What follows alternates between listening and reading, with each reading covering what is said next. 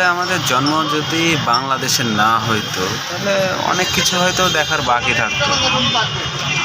এটা রাজশাহীর সবচেয়ে গুরুত্বপূর্ণ একটা জায়গা, রাজশাহী সাহেববাজার 0 পয়েন্ট মোড়।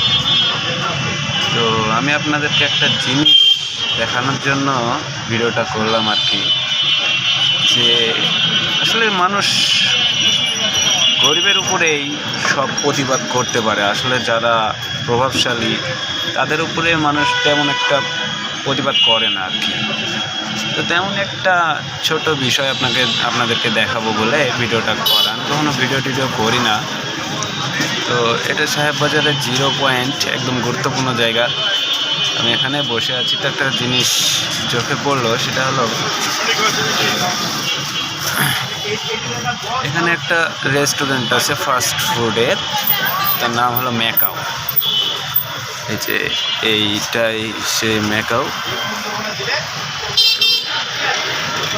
যেটা দেখাবো আর কি সেটা হলো, এই দেখছেন এখানে তারা করছে, নো পার্কিংয়ের বোর্ড লাগাইছে একদম রাস্তার ভিতরে।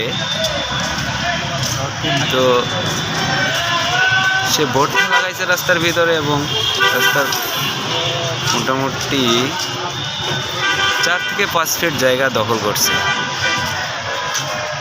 এটা নিয়ে কথা বলার কেউ নাই, এখানে নো পার্কিং লাগায় রেখে দিছে। এটা কি যুক্তিসম্মত কাজ হয়েছে সেটা আপনারাই জানাবেন কমেন্টে। ধন্যবাদ।